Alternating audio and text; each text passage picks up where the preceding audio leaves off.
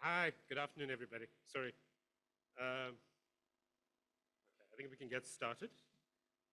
Okay, so good afternoon, everybody, to those of you in the venue, as well as those of you that are online. Welcome to the Pholela Lecture 2024. For those colleagues joining from outside the College of Public Health Medicine, I think maybe I should introduce myself. I'm Dr. Sayendra Mudli. I'm the president of the most important of the 29 colleges that make up CMSA.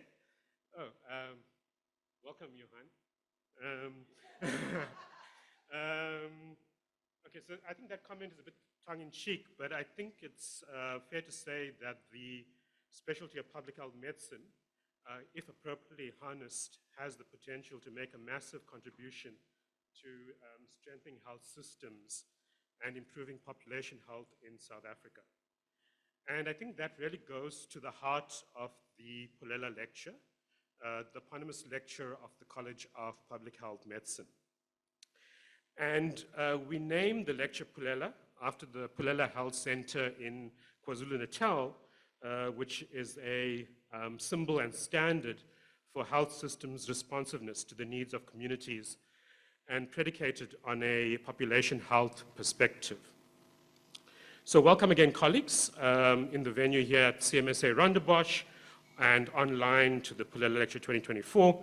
I want to acknowledge the presence of a few individuals and organizations present, members of the current board of directors of CMSA, including the president, Prof. Johan Fagan, former presidents of CMSA, Prof. Flavius Nkabuke, who is online, Prof. Zephanie van der Spey, who is in the venue, members of the College of Public Health Medicine and the other colleges within South Africa, the leadership of the faculties of health sciences that are joining online, the head of the Nelson Mandela Medical School, Dr. Rina Mora, who's here, colleagues from the Schools of Public Health, and the leadership and members of the Public Health Association of South Africa, colleagues from the National Department of Health, the Western Cape Department of Health, and provincial departments of health. We're also being joined by our global collaborating partners, the East, Central, and Southern African College of Public Health Physicians. Their president, Prof. Adamson Muller, is online, the Faculty of Public Health in the UK, and the World Health Organization South Africa Country Office. But most importantly, the Pholela Lecture recipient for 2024, Dr. Krishna Vallabjhee. So this is the third Pholela Lecture, with the inaugural lecture taking place in 2022, being delivered in Durban by Professor Lillian Dudley. The one in 2023 was delivered in Kabarka by Dr. Wasila Jasat. So Krish is in some very good company as the third recipient of the award. Just some background in terms of our selection process. It's governed by a set of regulations.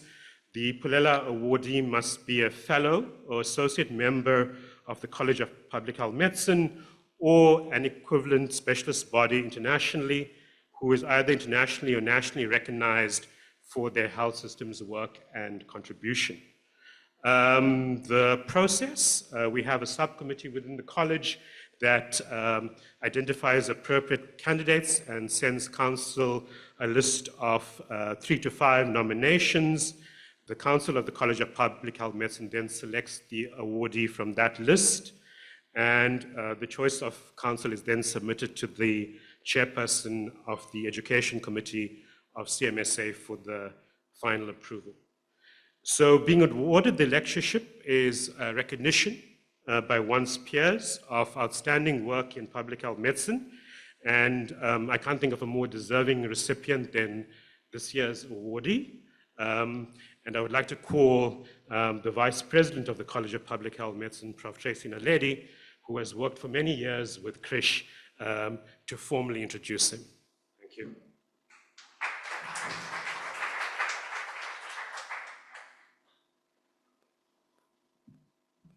Good afternoon. I feel really short, geographically challenged. But you know, they say dynamite comes in small packages. What can I say? Um, it is my absolute pleasure and honor and privilege to introduce this year's Pholela Lecture, Adjunct Professor, Associate Professor Krishna Vallabjhee. This prestigious award recognizes his outstanding contributions to health services in South Africa for a long and distinguished career. And as my colleague Sandra said, we can think of no one more deserving at this time to receive this honor, Krish. Krish's journey in healthcare began with the completion of his specialist training at the University of KwaZulu-Natal in 1996, after which he embarked on an exceptional career of leadership and service within the Western Cape Department of Health. He's held numerous senior management positions, including the Director of Policy and Planning, Chief Director of the Metro Region, Chief Director overseeing regional and regional hospitals, emergency medical services, and forensic pathology services. From 2010 until he retired in 2022, Krish served as the Chief Director of Strategy, where his visionary leadership was instrumental in shaping healthcare systems that continue to impact millions of people's lives to this day.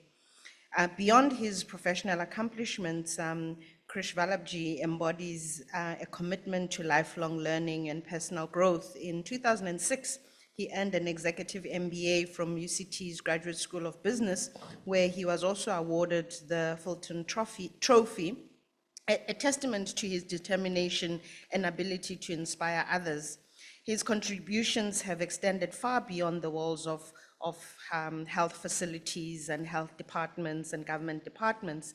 As the national president of the South African Health Workers Congress from 1989 to 1992, and through his ongoing involvement with civil society and academic institutions, Krish has dedicated his career to building a stronger and more equitable healthcare system in South Africa. Today, I want to add a bit more of a personal reflection to this, because as you heard, I've worked with Krish for a very long time. He was actually my mentor, and I've had the privilege of calling Krish a friend and a mentor. And our time together goes also far beyond the office walls. I have had countless conversations during many long drives with Krish as we went around the province, revisiting some of the most remote locations in the province, making sure that the health facilities are working as they should, our staff are well supported, and we in the center are there to support them. And so Krish and I did that over many, many years and many hours on the road. And actually yesterday, I had a memory that I shared with Krish where we had traveled together to go to Vancouver at the Health Systems Research Conference in 2016, where in fact Keith Cloutey, who was with us at that time, actually received an award of acknowledgement at that same conference yesterday. So, you know, when I saw that memory coming up on my phone yesterday, it just felt quite serendipitous and just reminded me of all the time that we'd spent together and all those hours that we've spent together and those moments of learning, of laughter, and really inspiring discussions. And our discussions will always center around how we can change the world, how we can improve the health system and those that we serve. And really, in those hours of spending with Krish, I've really become aware and appreciated the incredible intellect, the unwavering dedication to health equity, and genuine care for people that Krish works with, and most importantly, those that he serves. His ability to challenge, to inspire, and support those around him is unmatched, and I'm deeply grateful for the profound impact that he's had on my career and on my life, and particularly on my outlook and how I see the world. So Krish, even in your retirement, you continue to contribute to healthcare. He doesn't want to slow down, and I've just come back from a an event of veterans at the Red Cross Hospital, and I was talking to retirees. They're working so hard.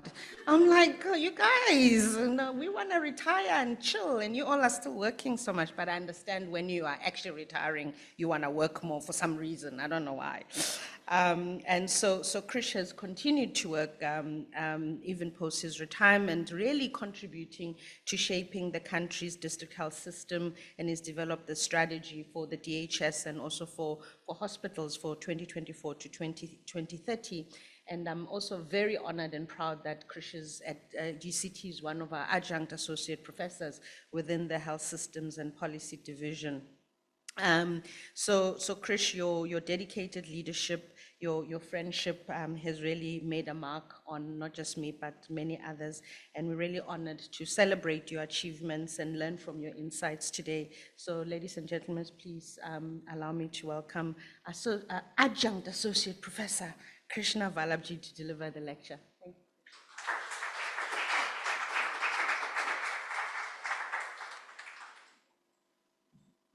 Thanks very much, Tracy. Very good afternoon, colleagues, friends. I know my family is also online. In these kind of gatherings, you don't say comrades, but I'm going to say many comrades are also online and in those audience. So really a very good afternoon to you all. It's really been an enormous privilege to be asked to deliver this lecture. Now, when Prof. Modley contacted me to do this lecture, I was first of all intimidated, and secondly, I was wondering how to pitch this lecture, and I was asking him what's the expectation. So he said the topic was implementing UHC, health system challenges and opportunities. It's such a wide topic, you can talk about anything. So that reminded me of a friend I had in Dublin where I did my undergraduate studies. He only knew how to play one song on the guitar, which was House of the Rising Sun. Right? So whenever we had gatherings of friends, he said, you can sing anything, I'm going to play House of the Rising Sun. I looked at the previous lectures, and like Prof. Modley said, the history of Pholela and COPC has been covered. Dr. Chasad did an exceptional job about surveillance and the use of data during COVID. And so, it left me wondering how to pitch today. I want to spend a few minutes to share my thought process before we get to the content of it. So, I come from a culture of consultation. So whenever you have these big events in your life, including when I got married, I consulted the comrades. Right? So I consulted a few people, and they said, well, maybe you should just share reflections of your own experience. Okay? And I think that was a very important insight for me. And I'm not going to go back right to my earliest days, but as a child, I survived TB and tetanus. Okay? So I'm very mindful of the importance of health services at a personal level, and I would not be standing here if somebody didn't save me. Okay, I have spent 41 years in the public service, and they've given me 45 minutes for this talk, so it's about a minute a year. And since I retired from the Department of Health, I've spent the last 2 years with the Clinton Foundation, supporting the national department and some provinces. And that's given me an opportunity to travel to all 9 provinces and gave me a glimpse of the world outside the Western Cape. But Western Cape is where I spent most of my years as a manager, about 27, 28 years. And that's where I've grown and I've learned a lot, and I owe a lot to the colleagues in this province for what I have picked up. I also want to add my congratulations to Dr. Keith Kluti, who received this award last night at the Health Systems Global Conference in Japan for a Distinguished Public Service Award for using evidence-based in policy formulation.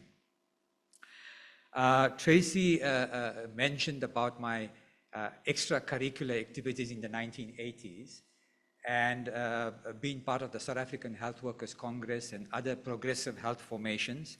I must say, like many colleagues and comrades online and present, I think what we went through in the dark days of the 1980s shaped us in many, many ways. Shaped our values, shaped our passion, shaped our commitment, shaped our behaviors all through our years, throughout our careers, whichever place we ended up in, whether it was government, whether academia, etc. So I really want to acknowledge those days and what we learned. So when I reflect, I've spent little more than half my life pre-apartheid and little less than half my life post-apartheid. And I've lived through 2 pandemics, HIV and COVID. And with the way the situation is going on in the Middle East, I might live to see a 3rd World War. Okay? So talking about the Middle East, I think I want to commend our government on the stance that it has taken on the situation in Palestine. I want to commend the College of Public Health Medicine for issuing a statement on that situation. And it's exactly a year since the college issued that statement. However, in the last year, the situation has continued with impunity. Okay?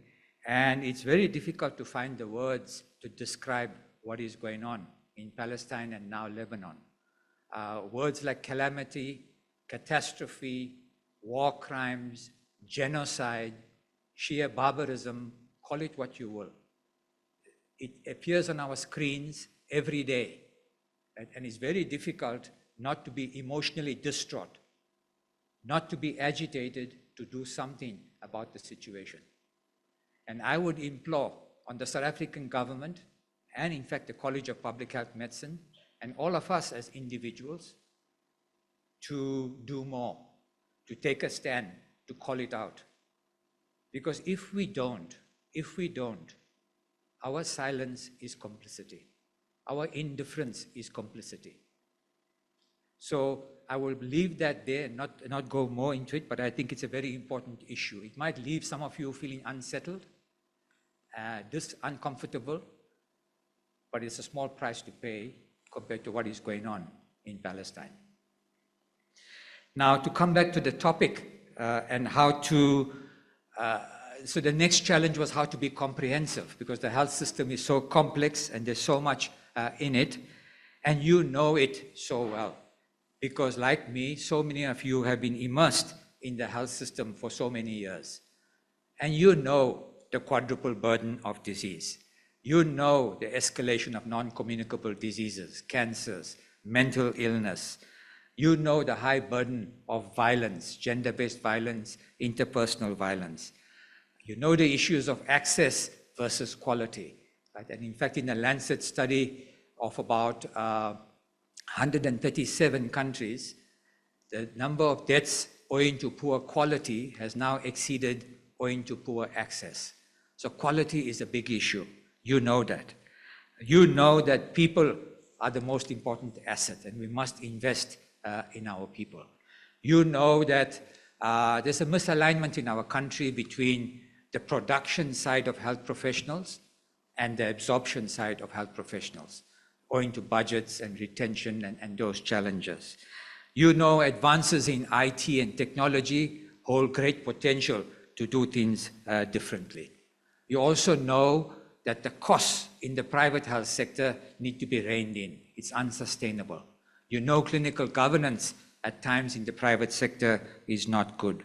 So all of this theory and practice of the health system, you know so well, almost like the house of the rising sun. So, question is, where do I focus? Now, I've been a fan of systems thinking, and Tracy mentioned the executive MBA program in 2006, and I can recall Prof. Tom Ryan taking us on this journey. And it's been a fascinating journey since to study systems in general. And with my engagement with the UCT Health Systems Division, etc., that understanding has deepened. One of the things that comes out in systems thinking is try to focus on good questions, right? And ask the right questions, okay? So I said, wow, that sounds like a good thing, okay? And they say, because if you answer the wrong question, you cause a type 3 error, right? You're not hitting the mark, okay? So be careful about type 3 errors. Now, questions can take you down different paths depending on what's the question you ask. If the question is how to kill the crocodiles in the swamp, you go down one path. If the question is how to get rid of the swamp, you go down another path. If the question is how to mop the floor, you go down one path. If the question is how to close the tap, you go down a very different path. So asking good questions and right questions is hell of a important. So I've decided to steer away from all the things you know about the health system and try and take a step back and possibly ask some questions of a higher order, I'd like to believe.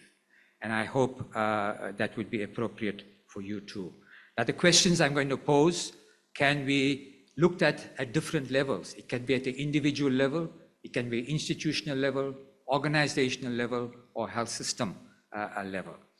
And of the questions, I want to focus on the why and the how, right? Less on the what, because we are very good at the what. We can generate laundry lists of things we would like to do. Question is, how do we get it done? I think that's the challenge I believe that we have in the country. So colleagues, I'm going to pause here because I've got so little data to show you. I'm not going to be comprehensive. I'm not going to delve into the specifics of the health system that you would like me to go to. Those of you that are addicted to the debates on UHC and NHI, I'm not going to give you a fix. And I've got so much more questions than answers. So I'm going to pause here, and if those of you feel like you'd like to leave now, please do. I don't see anybody. So thank you very much. I'm relieved, and I'll come back to the theme of courage later on. So the first question is, what is our deep purpose? Okay, and I'd like to focus on this because, to quote Henry Thoreau, he said, it's not enough to be industrious. So are the ants. But what are you industrious about? Right? And I think that's a very important question, our purpose. Okay? And that purpose, a deep purpose, because it should align with our values, our passions, our commitment, should give us meaning in life, reason to be, etc. And we need to constantly revisit our purpose to remind us so that we are on the right path. Right? It should be front of mind, and we should regularly revisit this. Now, we sometimes wrongfully assume that health professionals all have the same purpose. Right? When you look at some instances of how people chase money and lavish lifestyles, right, and greed, right, you wonder, where did we go wrong? Because we don't share the same purpose. Right? And it begs a whole lot of questions about how do we choose people for health professional training? Right? How do we get the ethics and moral compass right, not only in medical schools or nursing colleges or other training institutions, but also in the workplace? And it begs those questions. And can we just rely on people's ethical and good behavior, or should there be some guardrails of design to steer us in a particular way? So that's the purpose at individual level, but let's go to the health system level. And what is the purpose at the health system level? Because at a system where you've got so many role players, so many component parts, it's very difficult to align, very important to align all of this towards a shared purpose. Right? Because if we work at cross purposes, we undermine our efficiency. So what is the purpose of a health system? Okay. Now, it could be health service delivery. And if you take UHC, which focuses on access to care, quality of care, and protecting people from financial hardship, it's on the health service delivery axis. In fact, NHI is also on that axis, that of focusing about the financing model of how we deliver services. But if you say the purpose is health outcomes, you go to a different place. And furthermore, if you say the purpose is the quality of life, it's a very different place. Right? And SDGs, the Sustainable Development Goals, go to quality of life. So you see, it depends on what you choose as our purpose is where you focus our efforts. Now, the bulk of our resources and our efforts, as you would agree, are on health service delivery. Okay? And I would beg the question that are we spending enough attention, effort, energy on quality of life, health, and well-being? Right? Now, some of you might argue, well, isn't our purpose all three? And you might be right. Right? It's not this or that. Right? The health services are very important. Okay? Question is, where should we direct the bulk of our effort? Right? What part gives us the biggest leverage, the greatest impact on this? Okay? So that leads me to the next area, about why and how to focus on social, economic, and commercial determinants of health more effectively. Okay? Now, this is bread and butter for public health people because you know this so well, right? And this is the reason why we've even had many in our own history, like Mama Albertina Sisulu, who was a nurse who got directly involved in the political struggle. Praveen Gordon, who was a pharmacist, got directly involved in the political struggle. Neil Agate, who was a doctor, got directly involved in the political struggle. When we formed South African Health Workers Congress and many other progressive formations affiliated to the UDF and the MDM, because you cannot achieve optimal health with the social determinants. The political system was not addressed. So the evidence is quite self-evident. And here's what the research shows. 80% of the impact on the health of people are from non-clinical factors.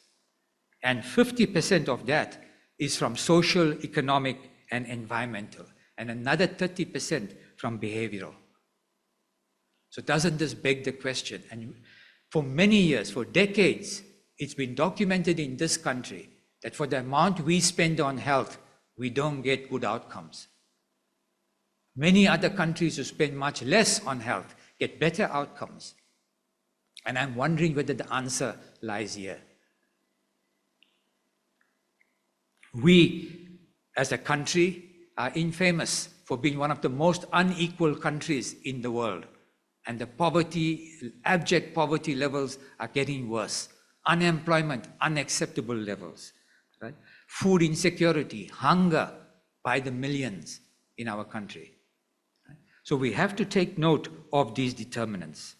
Now, the burden of disease that we have are several magnitudes of order of magnitudes than the global average.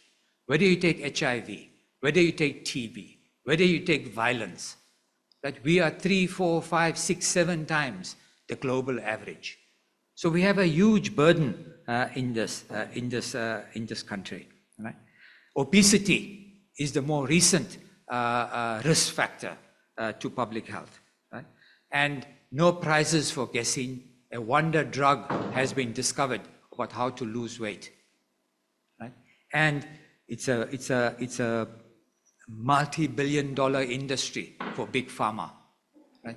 But it does say something about that's the easy line of least resistance, right? And it deflects from intentionally and unintentionally addressing the upstream factors, right? The healthy lifestyles and the things we eat, etc. So we should not be surprised not getting good outcomes for the amount of money we spend. And so the question is, how do we more effectively intervene in these upstream matters? Right? What lessons can we learn from the battles that we have already mounted against the tobacco industry, the alcohol industry, the gun control, sugar industry, etc.? We're not starting from a clean slate, but what lessons can we learn and how can we sharpen our skills? And we as a public health fraternity are at the cutting edge of that, right? And we have a big role to play. Now, I'm not discounting that every day, hundreds of thousands of patients come through the doors of our health facilities. And the UK has a very nice slogan, make every contact count. Okay? So that's an opportunity to also influence behavior. But I would contend that the upstream factors have much greater leverage in changing the situation. So then I want to move on to, have we wasted a crisis? Okay? Now, the COVID crisis that we've had, the COVID pandemic that we've had, and with the tragic loss of lives and livelihoods, but yet we have done some amazing things during COVID. Right? There was unbelievable responsiveness, flexibility, adaptability. The situation was unfolding on a daily basis, right? And we were able to be alert to the signs and the signals. We were reconfiguring our facilities. Here in Cape Town, we set up the intermediate hospital at the Cape Town Convention Centre in 6 weeks, start to finish, ready to commission and admit patients in 6 weeks, unknown in the history of our public service. Unbelievable responsiveness, right?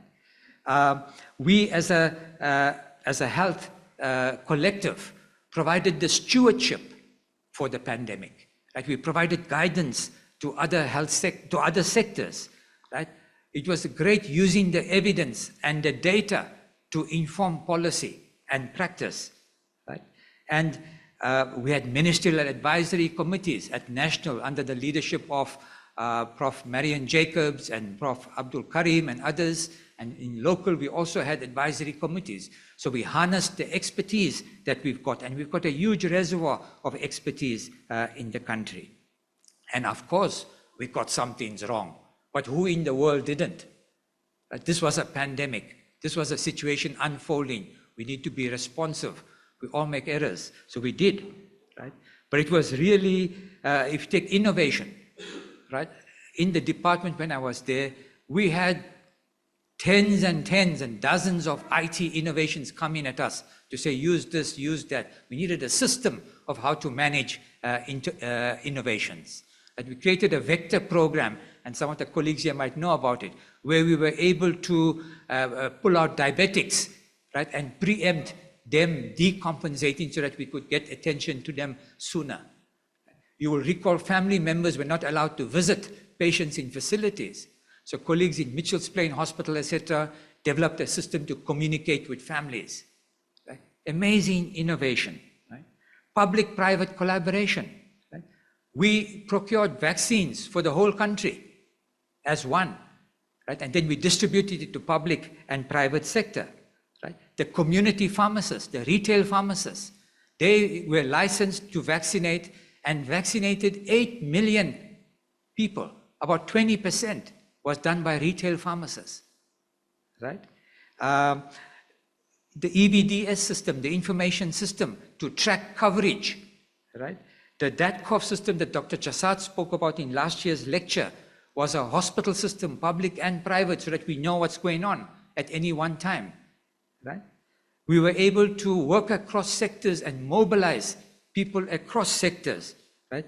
And the cabinet, certainly in this province, owned the process, gave people mandates and permissions to organize themselves and work across sectors, which was very helpful. We collaborated with civil society on the ground, okay? Interdisciplinary, right? We're very used to working within ourselves, right? But we convened a behavior change collaborative, and we brought in psychologists, behavior change experts, etc., to see how we could improve the uptake of vaccines. And these lessons and many others have been well documented. Right?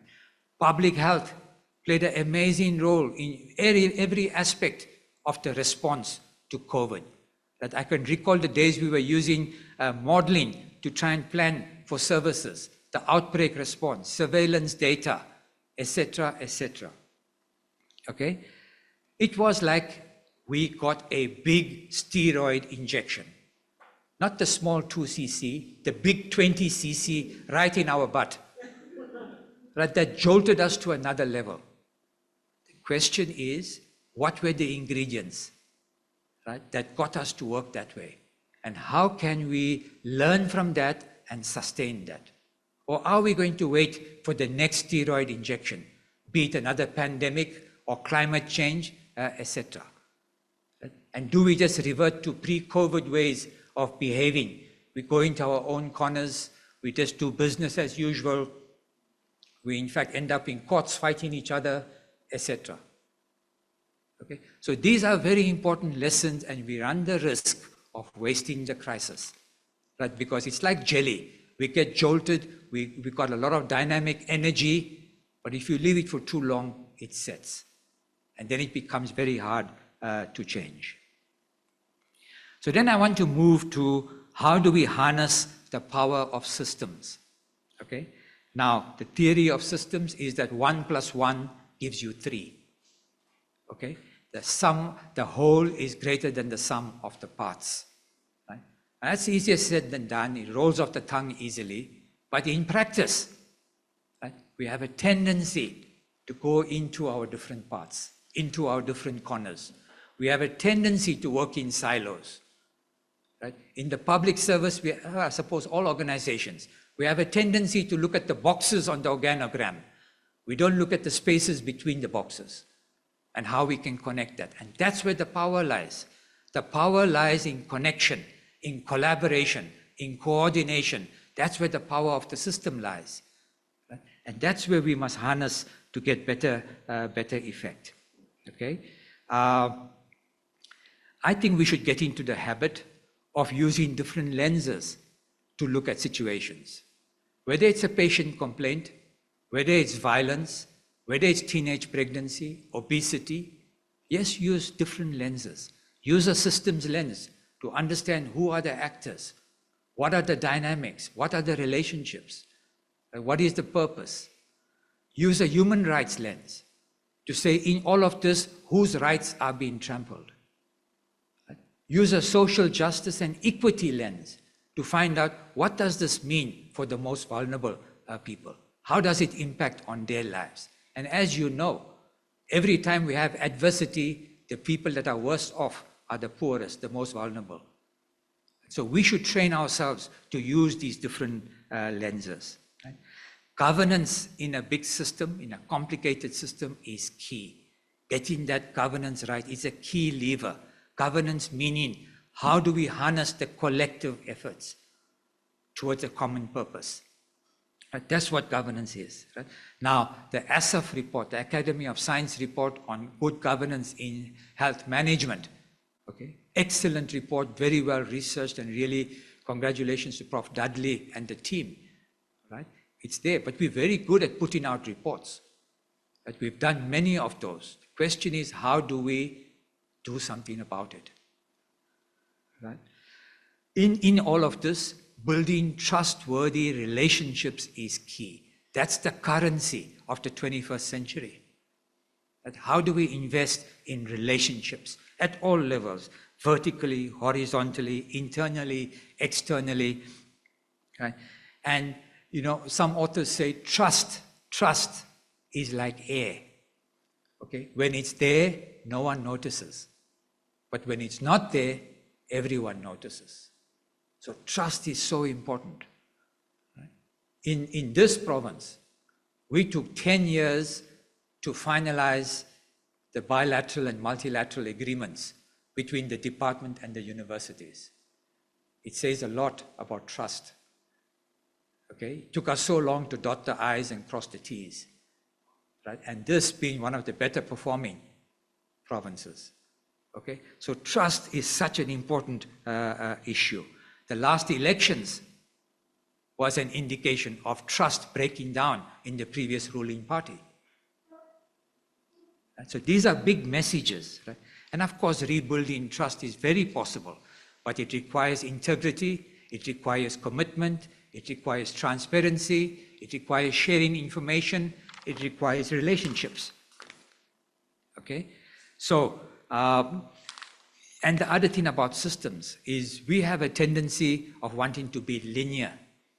Okay? We think that if we organize the inputs, we process them in a particular way, we develop certain indicators, we develop certain targets, sign it off, it's all good. We're going to get there. How wrong are we? Right? Because in systems, they say it's like a bird and a stone. Right? If I take a stone and I'm aiming at that board in the back there and I throw the stone, it's a good chance the stone will land there. But the bird, the living entity, if I take the bird and aim it there, it's going to hive off this way. Okay? Because that's what social organizations are. And that's why it's so complex. Okay? So then I want to move on to building organizational capability and resilience, and the why, what, and how. Okay? I think there are many challenges in the health system, and they come in waves. Okay? We have high levels of service pressure in the system. In this province, it's been coined as a burning platform. And on that, we have superimposed surges, that some of them are regular, seasonal, like the diarrheal season or the end of the year festive season. We then have tsunamis, like the COVID pandemic, right? And what is for sure is that this adversity, these waves, are going to come at us with increasing frequency, increasing scale and magnitude, right? And we need to be prepared. It's only the shape and size will vary, but it's definitely going to come at us. So building the organizational muscle and fitness is key to enable us to be resilient, to be able to bounce back even stronger. Right? And how do we pay attention to that? Now, that won't happen on its own. Right? It requires very deliberate, intentional strategies. Paying attention to systems, to structures, to processes, to tools, to relationships, to leadership, competencies, partnerships, organizational culture. All of that is organizational capability. Right? And you can see how easy it is for us to, in this maze, to keep ourselves very busy like the ants, right? And not focus on the right questions, not focus on the right areas that give us the biggest leverage. So how do we choose priorities amidst a long list of things? Right? And here's a clue. More formal training is not the answer. Okay? Because that's a line of least resistance. But I know in the public service, we're very good at that. Send people on training courses. Okay? And there's a clue, that's not the answer. In the workplace, how do we become more systematic? What criteria do we use to prioritize? Whether it's the allocation of resources or whether it's our attention and effort, what criteria? How do we learn? How do we mentor the young generation of health leaders, the new graduates? Right? Now, in all of this organizational capability, appointing competent managers is a big help. Okay? And we know the processes have not been great, and oftentimes there are other factors that govern this. Right? And in selection of managers, we need to pay attention to both hard skills and soft skills. I personally, in my own career, have made some very bad decisions. Why? Because we focus on the hard skills. Right? Only to have managers who are incompetent or incompatible with soft skills, right? And who can be quite destructive. Right? And it's very easy, once you have incompetent or incompatible managers, to duck away from it. And for somebody like me, who's an archetype 9, a peacemaker, avoiding conflict, you don't have the energy and the stamina, and you want to shy away from conflicts. So there are lessons to be learned in that regard. So I want to show you this video.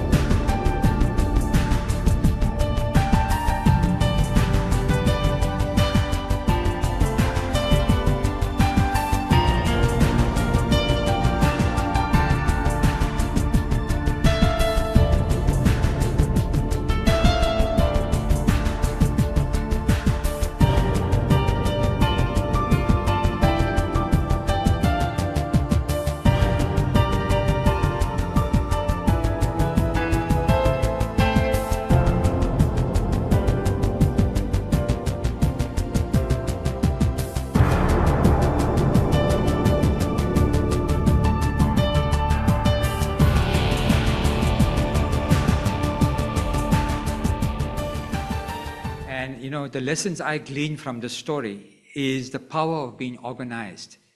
Okay, and it raises a question as a public health fraternity, that are we organized to amplify our voice enough?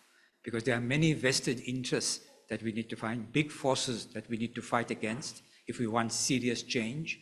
And are we organized enough? And being organized gives us greater efficiency, gives us greater effectiveness. You've seen the enabling support that is provided to each other in the formation, right? And the feedback to leadership, the geese honk to the front, they give leadership feedback, right? But the most powerful is the compassion and the kindness shared to a geese that falls down, if not feeling well, 2 others go down to be with it. Okay? So there's huge lessons from the story of the geese. Okay? So I want to then move on to how to build inspiring and transformational leadership and management. Okay? Now, this can't be emphasized enough. In my recent travels across the provinces in discussing the hospital strategy process, there's been this debate about, do we need leadership or do we need management? Okay? Now, inspiring leadership that is visionary, that provides strategic direction in this haze and in this complexity, that motivates people, that connects with people, that galvanizes different role players towards a shared purpose. These are all absolutely critical. One can't doubt that. The integrity and the courage and the perseverance in tough and complex times, right, is what we need. Right? And these are epitomized by, Comrade Minister Praveen Gordhan, who passed away recently. Right? He stood his ground in the darkest days against corruption, with all the insults, all the threats against him and his family, etc., the humiliation, the alienation. He stood his ground against corruption. Okay? And that's the kind of stamina and courage and integrity we need. Okay? And he spent 50, 60 years of his life as an activist. Okay? So that's perseverance. Right? In this last weekend, my brother and his wife were down from KwaZulu, and we visited Robben Island, probably my 4th trip. And every time you go there, you feel inspired, right, by that generation of leadership that gave and sacrificed what they have for us to have what we have. Right? And it's very, very inspirational. So leadership is not about heroes. It's not about somebody coming on a white horse to save the situation. Leadership is also about collective leadership. It's about distributed leadership. Right? And how do we empower everybody to be a leader? You don't have to be formally appointed into a position to be a leader. Okay? And that's very, very important. With the levels of corruption that we have in the country, and it almost makes your stomach sick. Right? When you hear about corruption in programs that are designed for the most vulnerable in our society, programs like school feeding programs, programs where monies are allocated to buy uniforms for poor kids, money is allocated to buy dignity packs for school girls. And these are all rife with corruption. Okay, it makes you sick to the stomach. And the question is, how do we build ethical and value-based leadership? Right? Now, I'm not being naive, and I'm not saying we must do away with the orange overalls. Okay, those that are corrupt must be charged and dealt with. Okay, but as a larger community, how do we deal with this? How do we overcome this impunity where leaders act with impunity, not accountable? Right? But oftentimes, and this is another unsettling message maybe for some of you, okay? Oftentimes it's very easy to talk about the corruption at the other levels in society. But when we abuse RWAPs, when we don't pitch work for work when we're supposed to, that's also corruption. That's also stealing time from the public service. Right? So we must be accountable and answerable to our own conscience as well. Right? Leadership are the custodians of organizational culture, right? Leaders set the tone. Leaders role model, right? It has a ripple effect on how we behave. Right? The humility, the safe spaces we create, the frank conversations we encourage, the empathy and kindness like you saw with the geese, right?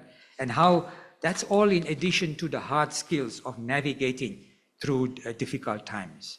Now, having said all of that about leadership, I also am one that don't like to romanticize leadership, right? Because we have another serious condition in the country, which is the failure to implement. Okay. Recently, my colleague, Dr. Carter, who's also in CHAI, right, we did an exercise in preparation for this hospital strategy process, and he did a 30-year review of reports around hospital performance.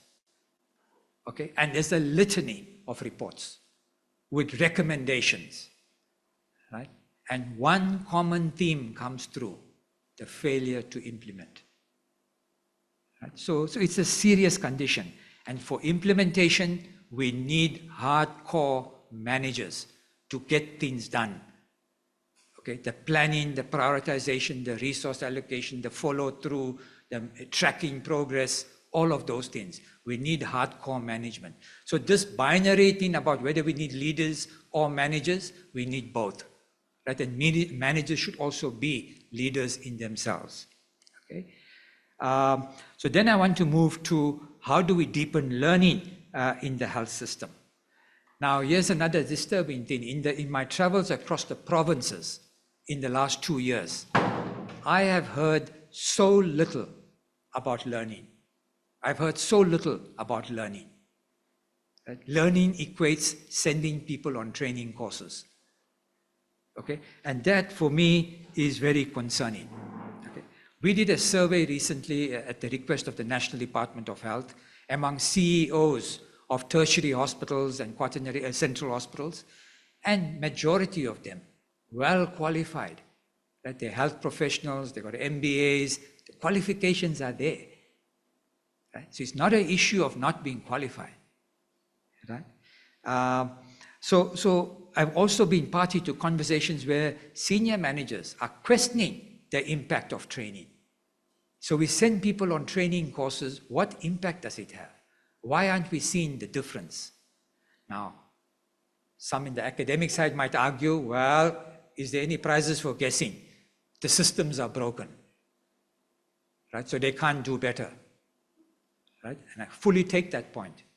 Right? But are we training appropriately to function in complex, often dysfunctional systems? We have to repair the systems, point taken. Right? But is our training appropriate? So this is a debate and a conversation that I've been listening to recently. And talking about performance, what boggles the mind is in the same system, same prescripts, same regulations, same legislation, we have varying performances. Sometimes facilities in the same district or in the same province are widely different performances. So what is going on here? Right? And we're not very good in sharing learnings, experiences, lessons. Benchmarking is another favorite thing that we do. Right? We send people to go and see. It doesn't seem to be having much of an impact. So the question is, how do we learn more impactfully and more effectively? It's a question that I don't have easy answers for. But how do we create a climate that encourages reflection, right? Continuous learning and improvement? Now it starts with the leaders. Right? Now managers are very busy. Right? Meetings are the bane of our life. Right? We're in meetings from morning to afternoon. So we can't create additional spaces. We have to use the existing spaces and places. So how do we convert our meetings to better spaces for learning? Right? An example in the Western Cape, M&E. Right? We used to have quarterly M&Es many years ago, right? And then Tracy might remember, right? We used to be very compliance driven. These were the annual performance targets. Did you meet the targets or not? And why? Okay, that used to be the nature of our M&E every quarter. Okay, And over the years, we've transformed the same space, the same amount of time, to say we're going to cut short the compliance bit, get it done. We're going to cut short the bit about program managers being accountable, so that's done. And then we took 2 hours from the same period and created a deep dive session where we take a topic, we triangulate it with data, not just from the APP, but research evidence, lived experience. We invited clinicians and managers from all levels in the system, and you had a 2-hour focus, a deep dive on a particular topic. People enjoyed it. People found it much more meaningful. People learned from it, and it improved the system. Right? So there's a lot of potential that we can use to do that. Right? And we have to foster this in daily practice. Right? We have to learn from the ground. Right? So during COVID, there was a very nice phrase my colleague from UCT, Leanne Brady, coined because she was with the CANS movement. And she said, the people on the ground are professors of the street. Okay? Professors of the street. Because they know the situation on the ground, they understand the complexity, they know the solutions. We must humble ourselves to learn from professors of the street. Okay? That was a very powerful message. Right? Another example of a good learning space has been the journal club that we've been running here in this province. Right? And it's now gone 10 years. It's been a combined effort between the department and academic colleagues. Right? It's been a very powerful learning space. And the colleagues, Prof. Listic Gilson and others, know the department so well, so when they choose the articles, highly relevant to our situation, and we all look forward to going there every second month or every third month. 10 years, it's now institutionalized. Right? More recently, about 2 years ago, we created the South African Learning Alliance for DHS. Right? And that's another powerful initiative to bring policymakers and practitioners together with academics, right? So that we can address these areas. So then I want to move to how do we become people-centered, right? And regain our humanity, right? Now, this has been in the rhetoric of many departments for many years, right? And you recall Bato Pile, for those of you that go back many decades like me, right? Bato Pile, okay? All want to be people-centered, but are we? Right? Okay, so we have the patient's consent to show this video. It's called Charcot-Marie-Tooth, but the younger doctors of now call it motor and sensor neuropathy. But it's a muscle disease, it's a rare muscle disease. The lower legs, the arms, the hands, it gets weaker as time goes on. So because there's no, the muscle wastes away. And so a lot of pain involved, and things that you could do, you can't do anymore. Like, it's difficult to wash my hair, it's difficult to wash myself, I can't wash my own back, you know, so things like that. Things that you could do, I can't peel vegetables anymore. So these little things that you could do that I can't do anymore, and it's depressing. So now I suffer with depression as well. So a day for me is waking up and taking my medication, because I have high blood pressure as well. So I take medication and I stay upstairs. My daughter will bring me something to eat before she leaves for work, and then I basically stay upstairs because now I need to use the bathroom because I took medication. Otherwise I can come down, and then I have to stay downstairs until they come, then they can help me up, because I can come down by myself, but it's difficult to go up by myself. So that is my day in a nutshell. Fortunately for me, I have my sister that's available to come and fetch me, to take me to the day hospital. Because I can't use public transport. because my legs are so weak, I can't get into a taxi. My legs are too weak. So I'm fortunate that my sister can take me to the day hospital. So she will take me and assist me in, because sometimes I will walk with my stick and I will just fall because my legs just gives in. My name is Yvette Barnes. I am Cyrildine Ishmael's sister. I can't just ride in to the facility to drop her at the door because I can't leave her by herself, because she has a stick, but she also needs another arm to lean on. Today was good and not so good, because firstly when I arrived, there was no line, there was no people sitting. All the benches are normally full on that side. There was no line, so I went straight to weigh and measurements, and then I went inside. But from there it just went downhill. Something that okay, it's not for everybody, but for me, it's when you're sitting in the line. So the first 3 patients get out, then you have to move.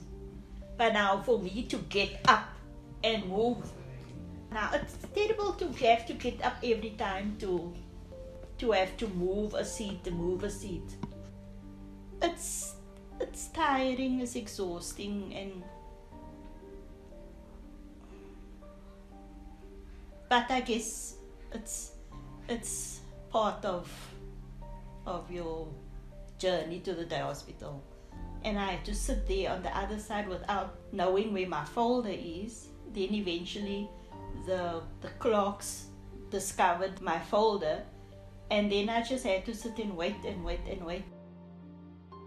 It's so tiring for her, and I can see in how much pain she is, and she has to sit and wait there. But eventually the sister came, and then when she came brought my folder, she had already renewed my script. And so I didn't have to go to the pharmacy, because the community workers will come and drop my medication. So that is a plus. It's a VAG hospital. See, a DAG hospital is a VAG hospital. You must be patient. I mean, you're getting help for free, so you have to be patient. So you have to wait. I'm not complaining, because I get the best treatment. Where I've been to Grootes Care, I've been admitted to Mitchell's Plain numerous times. You get the best treatment. They do all the tests that you need, and it's for free. So I don't complain about the little bit of waiting, because everything else is being done for you for free. So in my book, that is a godsend.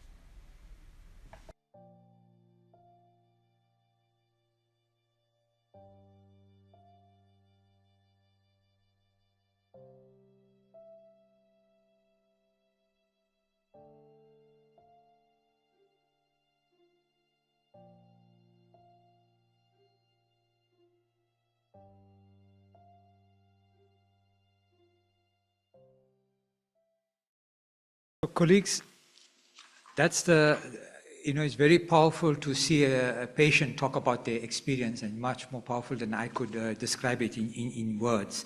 And that's why I decided to show the video. I want to acknowledge the Western Cape Department of Health. First of all, shooting the video and having the courage to show it, and also to share it today. Now, what this video does for me is that we in public health often talk about social determinants at a very high level. Right? What this does is it brings the lived experience of social determinants. Right? This patient's quality of life, you remember the purpose slide? The quality of life. Okay? Now, I'm not in the least suggesting that we don't have enough to do in the health department, and we should start worrying about housing and transport, etc. But if we want to be truly meaningful and impactful on the quality of life of our communities, we have to work better. We have to coordinate better. We have to look at their lives much more holistically. Okay? okay? So that's the first thing. The second thing is, in the recent years, service design has become quite an important discipline, right, and skill set. And there's been a lot of talk about how do we redesign our services, right? But I want to cast your mind to this patient's experience of being disabled, being in pain, and having to move from chair to chair. Right? I'm not sure that requires a huge skill set, right, for somebody to say, we need to do this differently. And the question in my mind is, why is the primary healthcare nurse not feeling empowered, not having the agency to intervene differently? I don't know what the answer is, and I'm not being judgmental of the nurse. I'm just raising a question. Now, in my clinical years, I've worked in very busy outpatients, and you sometimes see 80, 90 patients. So it's very easy to become mechanistic, right? To come in with a mentality of clearing the crowd. Very easy to fall into that trap, right? And those are the hard things that we need to deal with, right? So I think, there's a lot of issues if we want to really be person-centered in practice. The rhetoric is easy. In practice, how do we change this?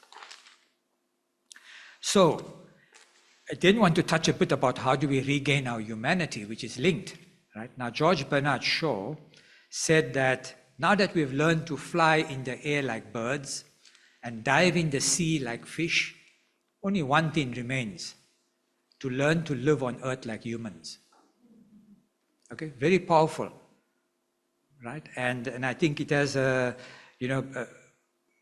it needs to remind us of our humanity. COVID-19 has done that. You can see the picture next to that. The question is, how do we regain our moral compass? Right? How do we teach each other, treat each other with dignity, with kindness, with empathy in practice? Right? The geese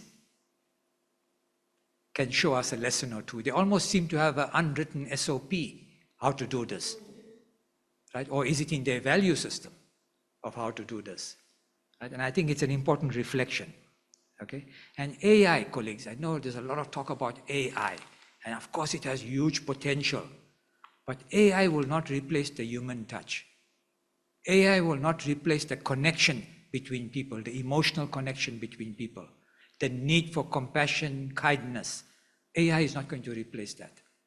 Right? So we really need to think hard about this. So, having been invited by the College of Public Health Medicine, I thought we should speak a bit about public health itself as a fraternity, right? And as a discipline, I think we've come a long way. And, I recall our Western Cape experience. Tracy will know this, right? And we know it as public health practitioners for many years, right? Wasn't seen as a very important discipline. Right? And I'm not going to use more harsher terms, but it wasn't seen as an important discipline. Okay? And in 2010, right, in this province, we set up the health impact assessment, right? And said, okay, how do we do this differently? Okay? And Tracy, with all her energy and passion that usually follows her wherever she goes, was the first director for the health impact assessment unit. Right? And we had some tough conversations with our colleagues in the universities to say that we want to change the model, okay? The model of being on remote access has to change. Right? The model on where you wait for a request to come from the department and then you respond has to change. We want an immersion in the department. We want the registrars to be located. We want the joint staff to be located in the department, to listen to the conversations, have the water cooler conversations with staff, to hear the dynamics, to see the dynamics, to smell the dynamics, and be proactive about what is needed, as opposed to being reactive on requests. Okay? It was a very uncomfortable conversation in 2010. Okay? 15 years later, and the unit has grown from strength to strength with Tracy's leadership, and then Tony Hockridge, who's apologized for today, and Melvin Modley. Right? It's grown from strength to strength, and it's been a very powerful a very powerful model in this province, right? And today, almost every district manager wants their own public health specialist. So we don't have to stand on the top of Table Mountain and shout about how important public health as a discipline is, because the service colleagues see the importance. They want that capacity, right? And that's a very, good achievement over many years. And I think some provinces are starting to go there, but I think there's some good lessons to learn from this province. I was particularly encouraged by the WHO Essential Public Health Workforce Initiative, and Atia and others have been involved with that. Its wide definition of public health. It's not just public health specialists, right? But it's environmental health officers. They go as far as including clinicians as part of public health. So they take a very broad definition of that. And how do we create this public health, population health consciousness amongst everybody in the service? How do we galvanize all of these cadres towards a shared purpose? Right? Not easy, easier said than done, because we all trained differently, we all practice differently, we all have different subcultures, and how do you galvanize this? Right? But it holds a huge potential. Right? And I think as a public health fraternity, we got to ask some hard questions of ourselves of how do we become more effective? How do we amplify our voice? Right? And if we truly believe in the social determinants and the commercial determinants of health, we can't remain soft and silent on big issues in our country, like hunger, like unemployment, like poverty, and the list is endless. That we have to be much more stronger in that. And we have the skills of using the research evidence, using data to influence that. Now, talking about data and evidence, I was really taken aback when my colleague Dr. Carter shared with me about research evidence. The editor of the Lancet journal, very well-known journal, Lancet journal, Richard Horton, said, journals have devolved into information laundering operations for the pharma industry. Very, very powerful words from the editor of the Lancet journal. Okay? And some systematic reviews estimate between 2/3 and 3/4 of trials published in the New England Journal of Medicine, in the JAMA journal, Lancet, Annals of Internal Medicine, right, are sponsored by the industry. Right? So, huge questions about the objectivity and the robustness of what is getting published in our journals and the evidence we are using. So, for our own credibility as a public health fraternity, we have a responsibility to make sure the evidence and the data that we put in front of policymakers is objective and trustworthy. And then we have that responsibility. And we should not only be doing that for government, we should be empowering the public. We should be empowering civil society organizations through public messaging and other means, right? Because that will increase their agency and advocacy. Now, in preparing for this, those of us that have gray hair and have been around for too long said, okay, we have these staid views about what happens in the health system. So I thought I should ask some new public health graduates of what you think should be the challenges and the priorities and any changes in your career. I must confess, it's not, for those of you who are hard-nosed epidemiologists, this is not a representative sample. This is a small snapshot survey of few graduates in this province who took the time to respond. I'm not going to spend, many of the things they raised are the health system specific issues which I've steered away from this, but other things they've raised have been included in this. But from a training point of view, they raised issues like more exposure to the climate and environmental sciences, right? What is the, how do we understand AI and its potential in health systems? Can we get exposure to continental and global actors and understand the dynamics at that level? How do we work cross-functionally with other disciplines outside the health sector? So some interesting thoughts by new graduates. And I would suggest, if the college does not do this already, to regularly poll new graduates to get these ideas to influence the training. But I must say, in my engagement with these young colleagues, they are intimidatingly bright. Right? They have so much of energy, so much of good thinking, creativity, that the future is very, very bright. So I'm concluding, colleagues. I've taken longer than my 41 minutes. So in conclusion, I think there are many systemic challenges, like poverty, unemployment, food poisonings, illegal mining, and the list is endless, corruption, all of them, many systemic challenges, much negative publicity, right? And which has the effect of demoralizing committed, hard-working staff that come every day to serve. Okay, so we must be cautious about this. I am reminded by, and Tracy mentioned, my first job in line service was the director for the Metro in 2002. And in 2002, there was an incident at Hanover Park Community Health Centre. There were shootings and bullets came through into the facility. So we went to meet the staff and debrief with the staff. And one of the questions we put to the staff is that, who would like to leave and go to a safer place? You know what the answer was? Not one.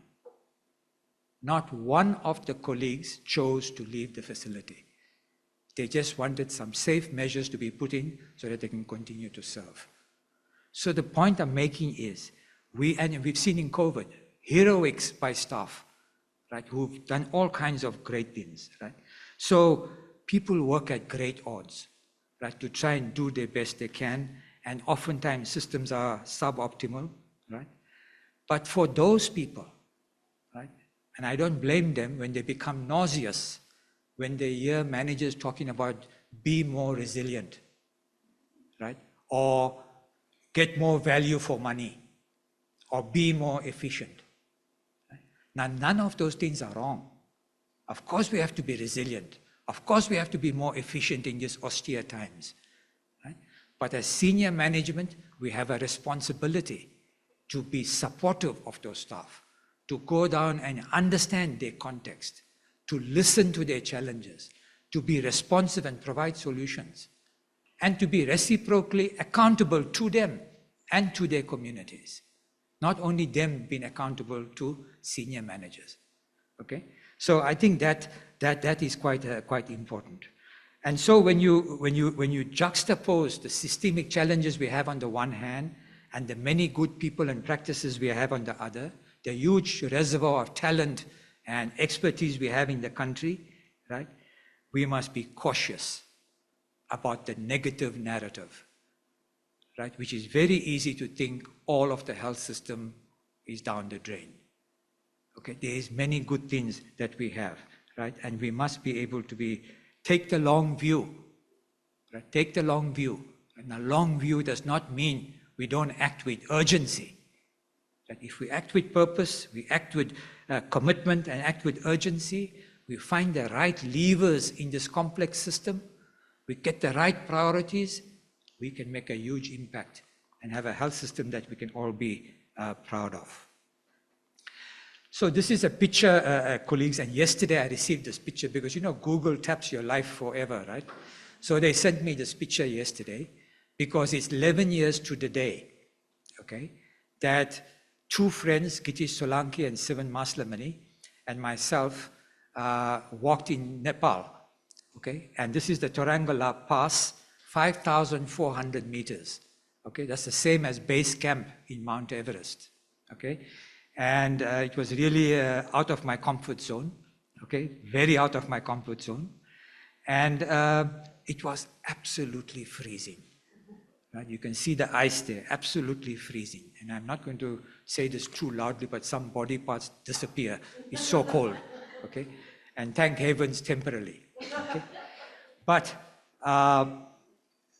the reason I decided to use this picture, and the fourth gentleman there with the green jacket looks like Rino Morar, but he was actually the Sherpa that accompanied us, okay? But the reason I use this picture is because I think me and my generation have passed our peak, okay? We've had our turn, we've passed our peak, and now is the time for young health leaders, right, to take us to new heights. And I'm very hopeful and optimistic that the future is very, very bright. So in this proud moment, I want to acknowledge my parents for instilling in me the values of humility, hard work, and serving the most vulnerable. My family for their unstinting support all through my years, pre and post-apartheid, that enabled me to achieve what I have. My many comrades, colleagues, and friends, from whose engagement I have grown and developed enormously. Dr. Rafiq Bismillah, who's been a comrade, friend, mentor, and confidant for more than 4 decades. Mr. Sivan Maslamani and Prof. Lucy Gilson for being my thinking partners over many years and helping me shape my lecture today. The new public health graduates who took the time to share their perspectives with me, and the Western Cape Government Health and Wellness Department, and Mrs.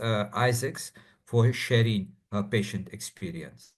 So colleagues, thank you very much to the College of Public Health Medicine for the acknowledgement and this very humbling privilege to share my reflections. Thank you.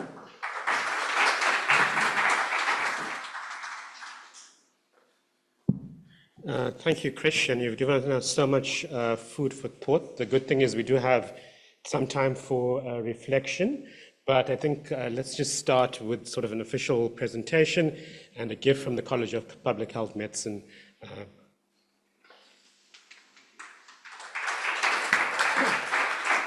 And your official Pholela Lecture certificate.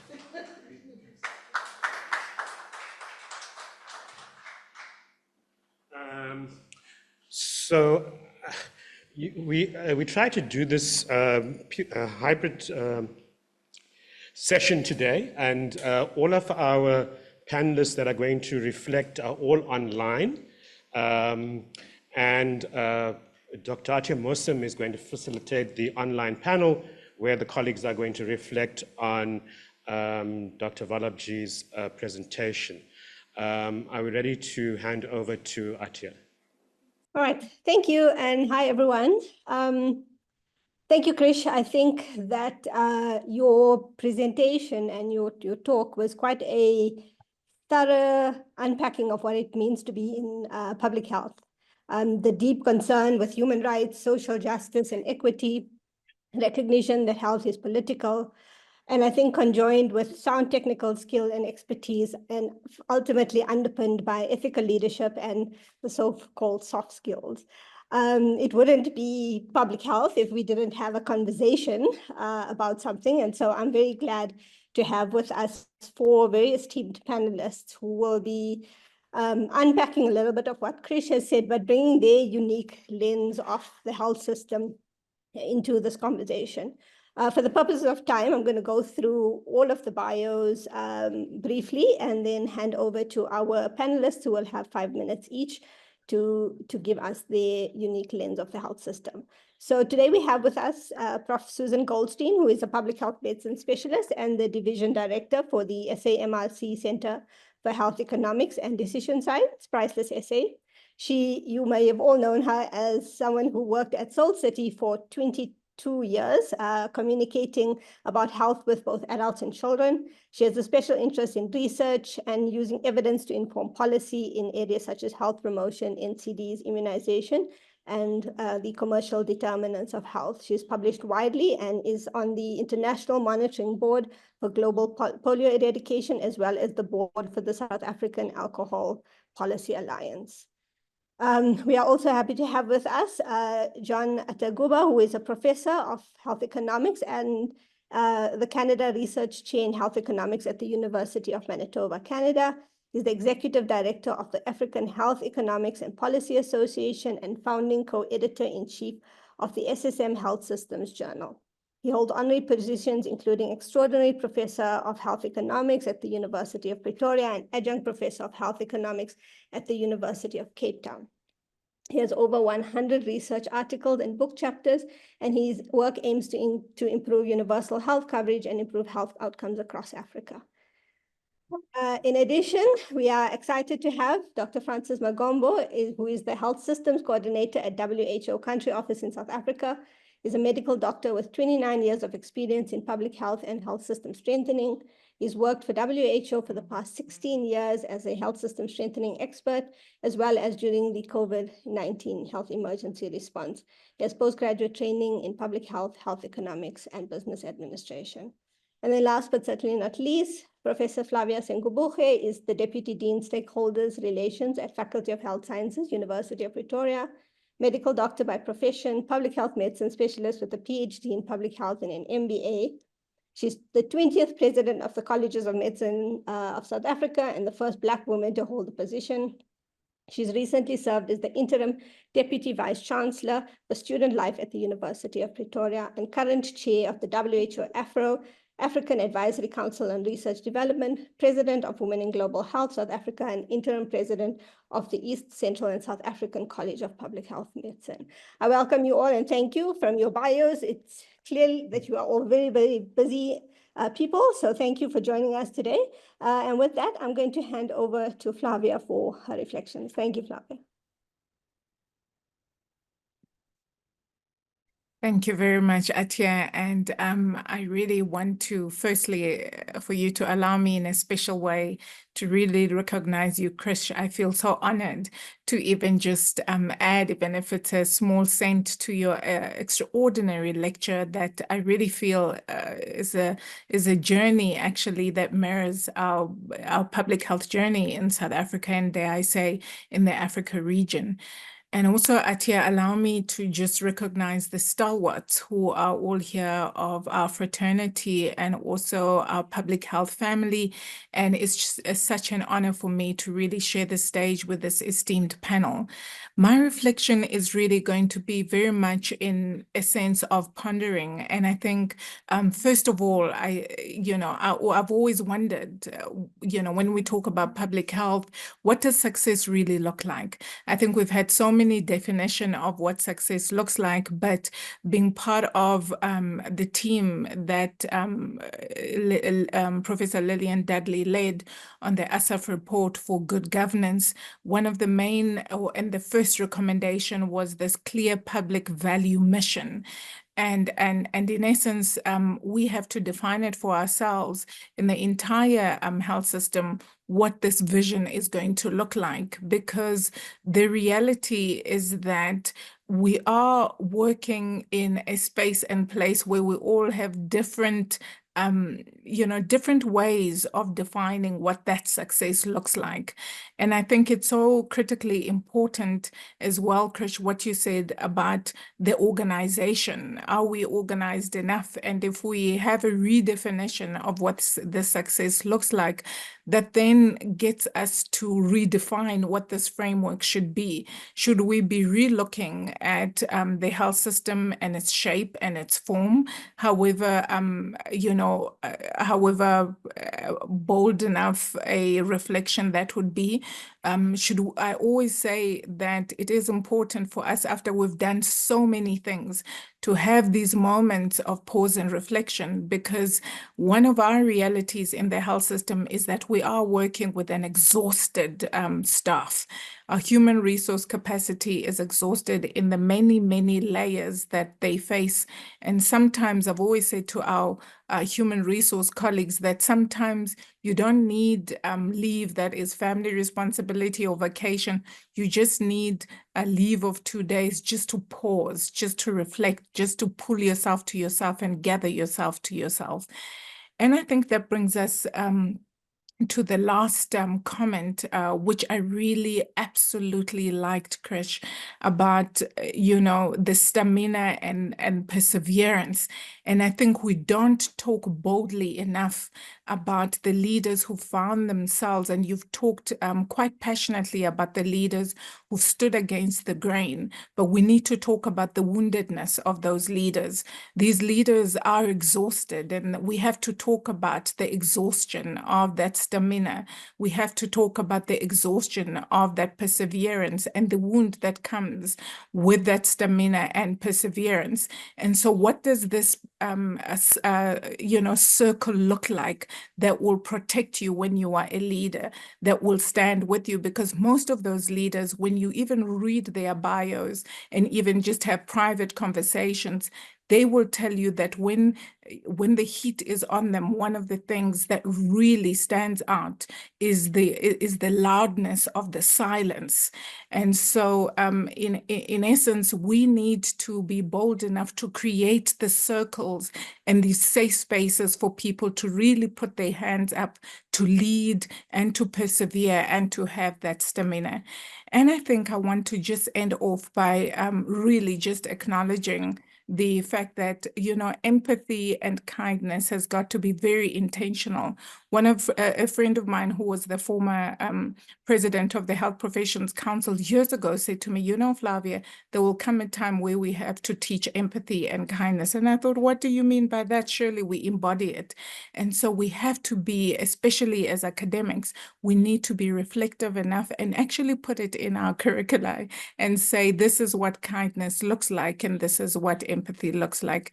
And I want to really just say thank you so much for just an incredible lecture. Thanks, Atia, back to you.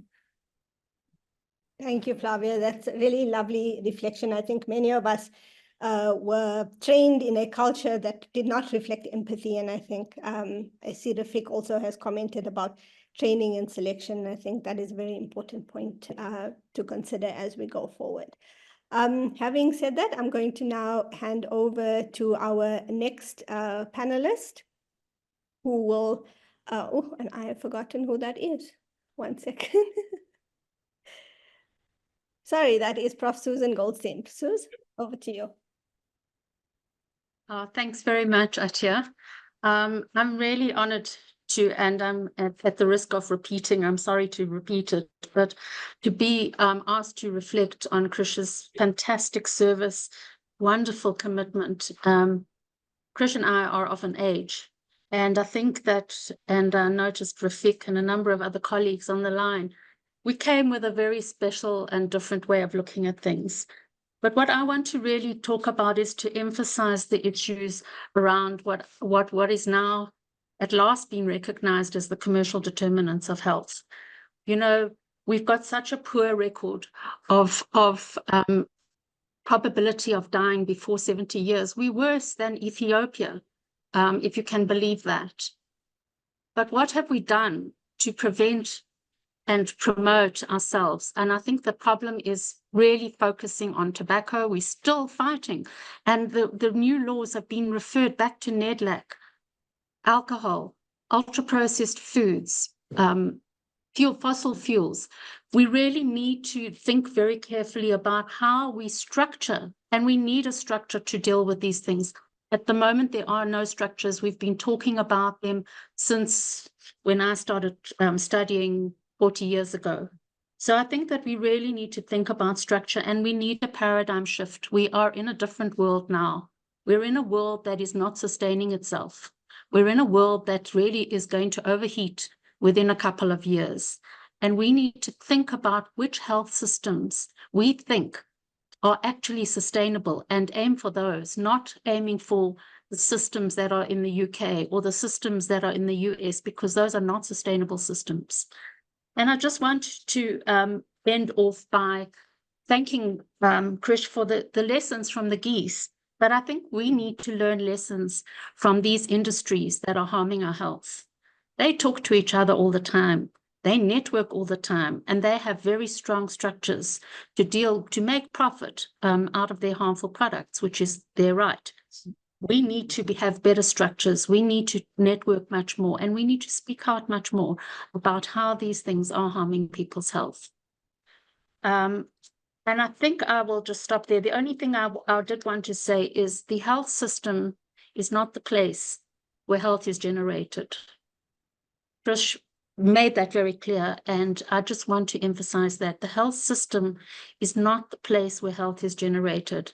It is generated within our society, and the opportunity that we lost through COVID, through this whole of government response, has now vanished.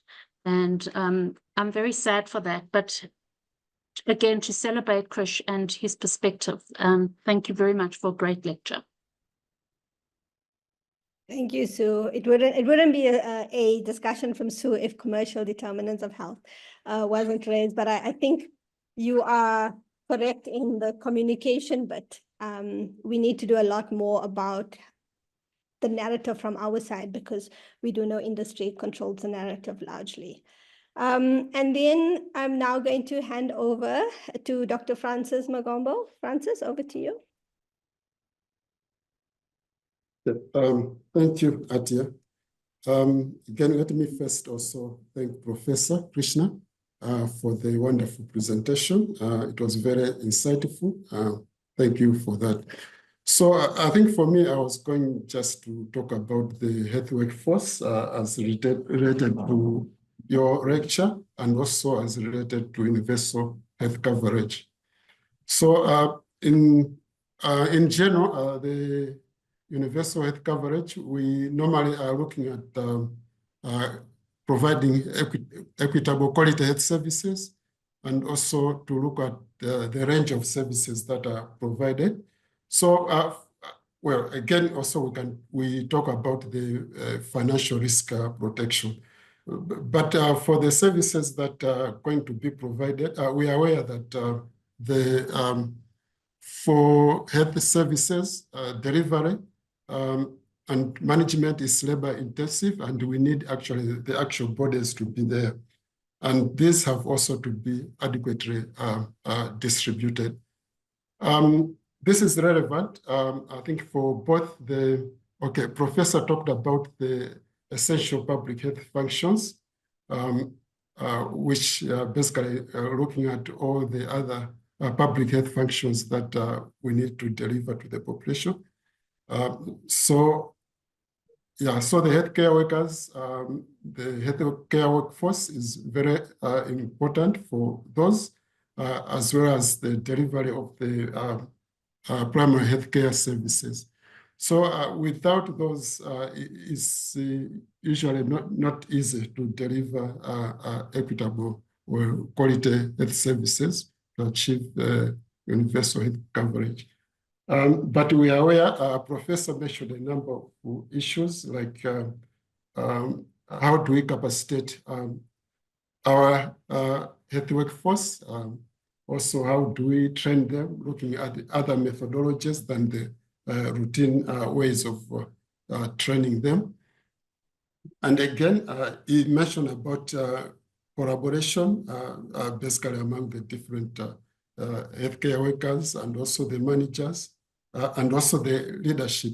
So all those, they also are embedded in the healthcare workforce.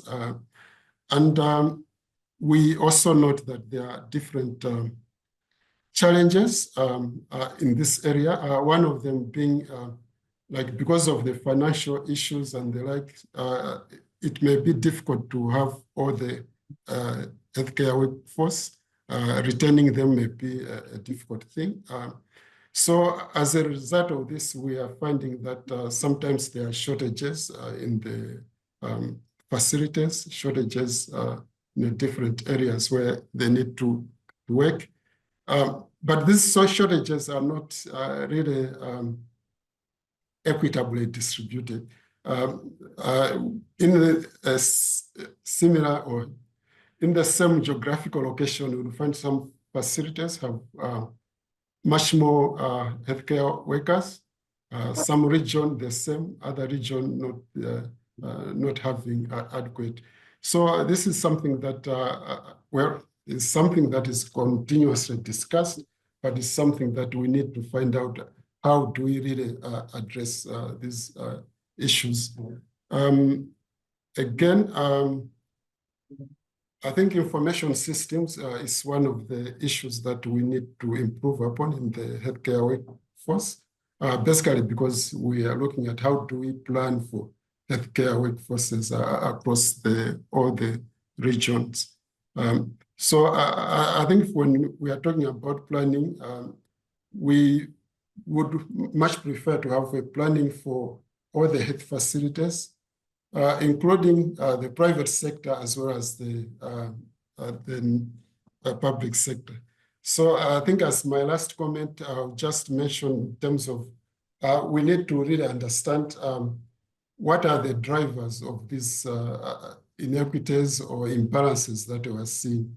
So perhaps looking at the health labor market analysis, looking at all the issues that are influencing this labor market may be important. So I think let me close there. Thank you so much. Thank you, Francis. I think the reflection around training once again comes up. We, as the, I think, College of Public Health Medicine have a lot to do with training, but there's a wide range of training partners. And to the point that Krish brought up about the health workforce being beyond public health medicine to clinicians, and to the point around the social determinants to other industries as well. A lot of thought needs to go into how we train for public health. And with that, last but not least, I'm going to hand over to Prof. John Ataguba. Thank you so much for that very insightful presentation and lecture. I really learned a lot, Dr. Krish. It's a very, very important area for me because of the work I've done on the continent in Africa. I would want to say something very interesting here. It's a quote, it's an African proverb. It goes that no matter how many clothes a young person has, they cannot have as many rags as their elders. So what that means is that I've learned a lot listening to elders. You hear more than you would if you don't listen to them. So no matter how many clothes I might have as a young person, it's good to know that an elder would have more. The case of the Canada goose, what you presented the Canadian geese. These geese, if you see the way they operate, living in Canada and seeing them firsthand, you would really, really agree with what Dr. Krish was talking about. There are two aspects that I really want to add, which would add spice to what you said. One is the issue of pairing and partnership. If you notice the way they breed, the way they operate, they always operate in pairs. So that means there is need for partnership. Partnership goes beyond just pairing, but looking at multi-sectorality. And that's the whole concept that you brought in with social determinants of health. It is absolutely critical. We cannot do without it. Then the other aspect I want to bring in terms of the life of geese is hard work for seamless progress. You notice the way they operate. In the air, they form a formation. When they get onto the water and they are pretty much living their own life there, and they paddle their feet, you'll see they do a lot of hard work and you see seamless progress. But it's a lot of work going on underneath the water by them paddling just to make sure they get through water. They struggle on land, but at least they've been able to master water, air, and they are still working on land. So that is where we can kick off and deal with the land appropriately. The mentioning of social determinants of health for me, it's very interesting for health financing and also for economics. Economics is about ensuring we have resources that are allocated efficiently between different sectors in such a way that we really minimize wastage. So if we know that the social determinants of health account for a greater burden of disease, you show the case of even 80% or 50%, depending on how you measure them. What does that really mean for resource allocation? Are we putting our pretty much priorities in order, or are we mixing them up? We see a lot of push within the health sector for more resources. Can we also push for other sectors to do their jobs well? I used to use the case of malaria in endemic countries, that malaria can be eradicated to a large extent if the environmental sector does its work well. Road accidents can be minimized significantly if the traffic sector is well taken care of. The list goes on and on for each sector, education as well. Good education, good knowledge and information reduces the burden of disease significantly. So we can also push within the health sector to ensure that that happens. And lastly, I want to highlight that we should not divorce history from current realities. And because that means it's basically a misjustice. So to be able to move forward, we've learned a lot from your presentation, Dr. Krish, and I think moving forward, we can learn from that and think of moving the country forward. Then the last conclusion I have in a few seconds I have is, Why have we been saying the same thing over and over again for a long time? We've heard our predecessors, our ancestors, and people who are living now who are pretty much giving that wisdom of knowledge that we're tapping, including what we've learned from Dr. Krish. Why are we still where we are? We've not been able to get things right. What is wrong? Is it that quote you gave from George Bernard Shaw, is it where the problem lies, that we need to now start living on Earth like humans, as opposed to trying to get into territories that are not our own, or that we shouldn't too much bother about? I think with that, I would want to end this, and thank you so much for the very excellent presentation. I learned a lot, and my pleasure to be here. Over to you for that, Atia. Thanks. Thank you, John. Yeah, I think it's nice to hear about the Canada geese from someone who's actually in Canada, but as you say, a lot of us are paddling furiously under the water to keep things sailing, and there are lessons from the past that we can take forward. So with that, I would like to thank all of my panelists who have joined us today. I apologize, I know we do not have time for a lot of cross-reflection, but I'm going to take a quick liberty while I have the floor and start with the questions on our end. These are for you, Krish. So there was one from Leslie who's just sent his apologies. He had to hop off for another engagement, so he says he does apologize, but I will ask the question and we will send him the recording. What he has asked is that Johnny Meyer's inaugural talk in 1995 was titled Public Health in the New South Africa, Will Cinderella Become Queen? And he asked, would you agree, Krish, if we are not at least queen, could we at least be part of the cabinet? And I think that's an important point, because it has been raised that public health is generally not included in many ministerial advisory committees. And then there was just, it's not really a question, but I think maybe a reflection from Rafiq, where he says that choosing the right people, students, lecturers, etc., with the right values and commitment to enter the health system would be a factor to consider, and maybe you would like to reflect on that as well. So I'm going to take those two and then hand over to Itumeleng in the venue. Thank you, everyone. Thank you, Atia, and thank you to the panel. In the interest of time, I think we will just take a round of 3 questions. And if you can indulge us for 15 minutes, I think we'll finish around 4:15. Okay. So, Dr. Vallabjhee, you've captured the 2 comments. Yep. So the floor is open in the audience for comments or questions, and then we'll hand over to Dr. Vallabjhee to respond. Okay, any comments, any questions? There's one at the back. If you could just maybe introduce yourself and then the question. Thank you very much, Dr. Krishna, for this insightful presentation. I'm Bienvenue Solar, originally from Chad. One of the key points that I take from this presentation that also relates to my country is the fact that many health centers in the same location have different performance. So what is really the underlying cause of this difference between performance? Some have higher, while the healthcare providers receive training in the same, they have the same grade. Secondly, maintaining long life or not misusing crisis. We saw it during COVID, as you said, but now in Africa, the real problem as the is everyone wants to do their own without being together.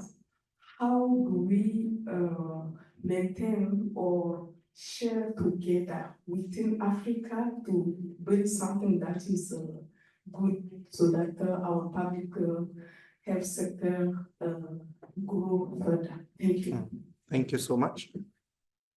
We've got Prof. Hassan this side.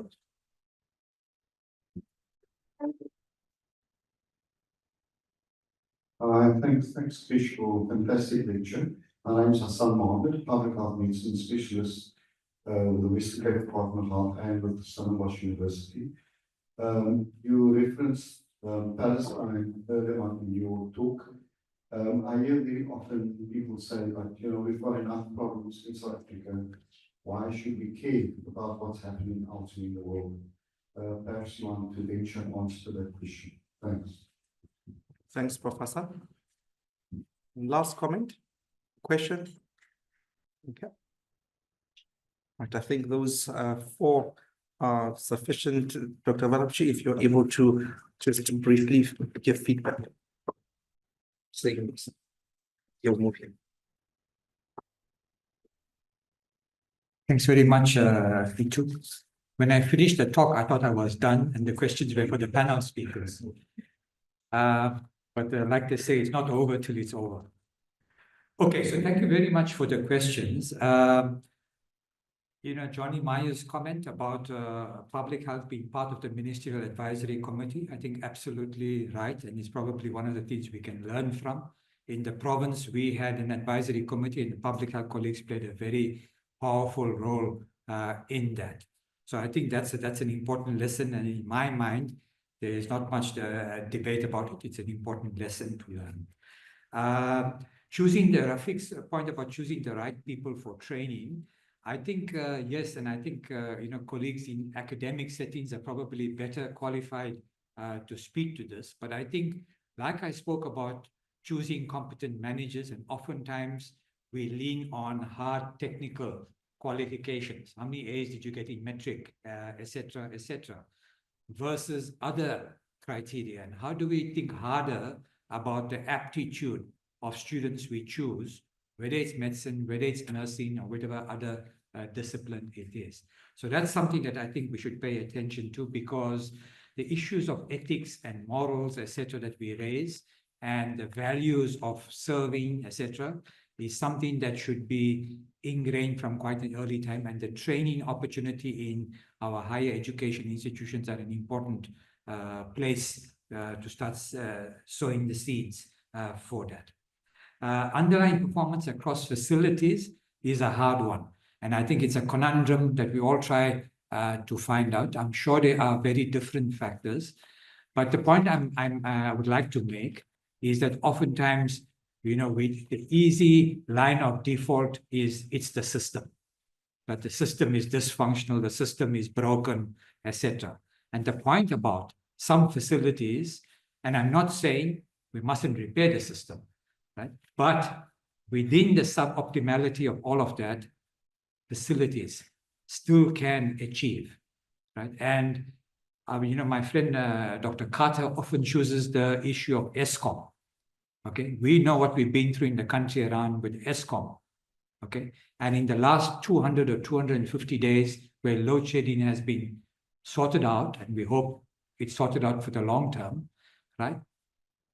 Not major things have actually changed in the system, right? So there's something there. And what are the ingredients for that? Is it local leadership and management? Is it culture? What have we done differently? And that's the thing that we need to learn from. So learning from the ground is also important. So going down to the ground and engaging those colleagues to say, what are you doing right? And how can we learn from that? And how can we share that with facilities that are not performing well? Doing their own thing and not sharing across Africa, I think that's not only a continental problem. It's even within the country, it's within the province, it's within the district. Right?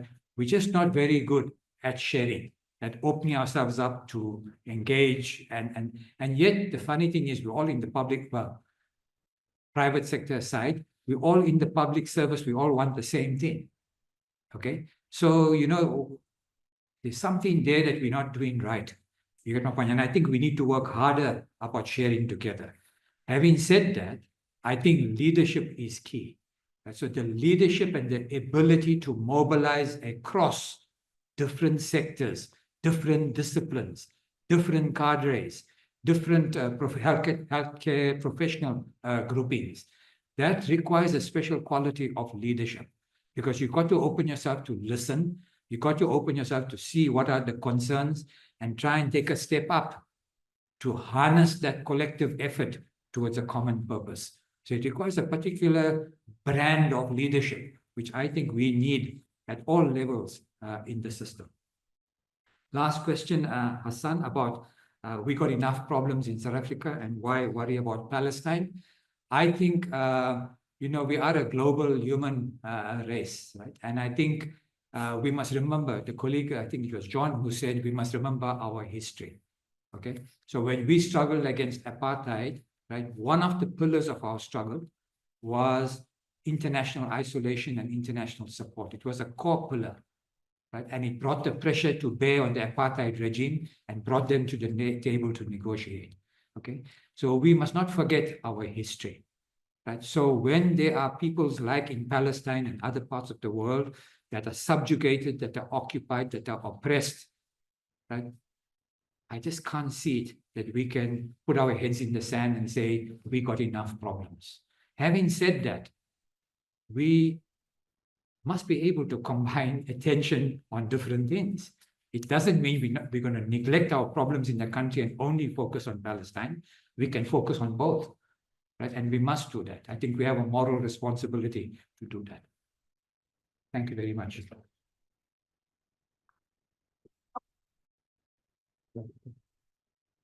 Thank you so much, Dr. Vallabjhee.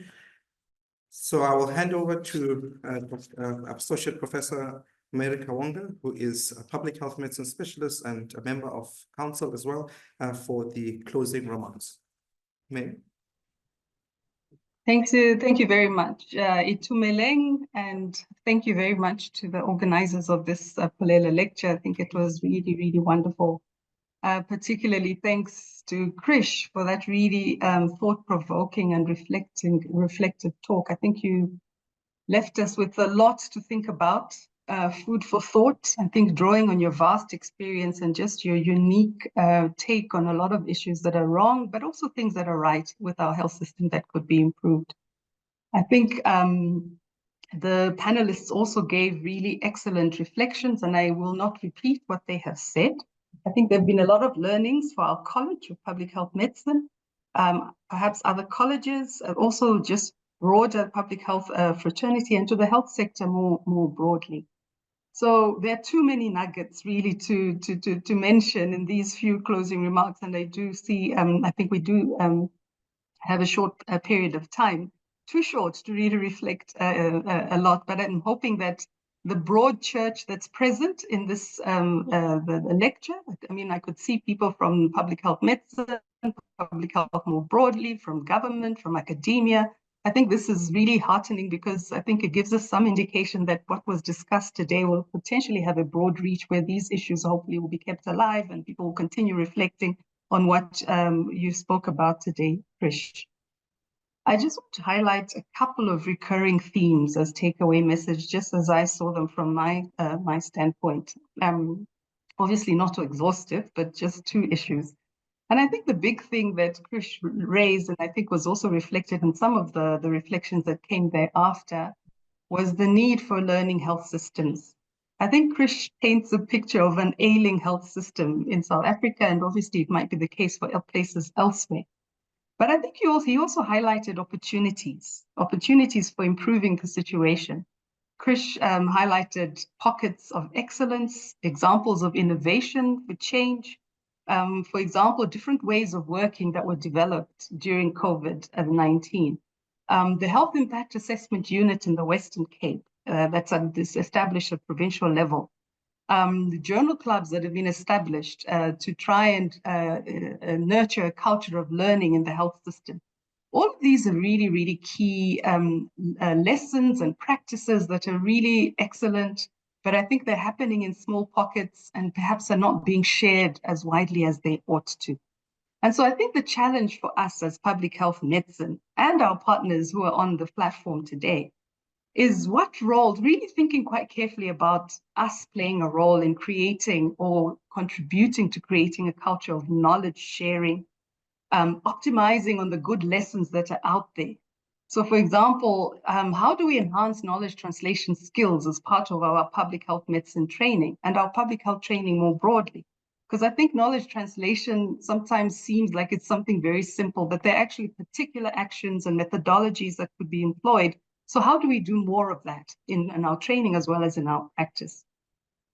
And also it's about applying our public health skills and methods that are known out there to really, how do we start collating evidence of some of these good practices? Some of them are not even published, but they're out there.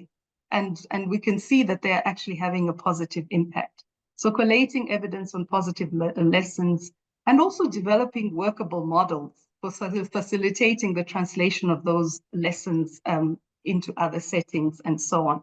So I think there's quite a bit for us to do. And I know some of this is already happening, but I think as collectively as a college, how do we actually start doing this?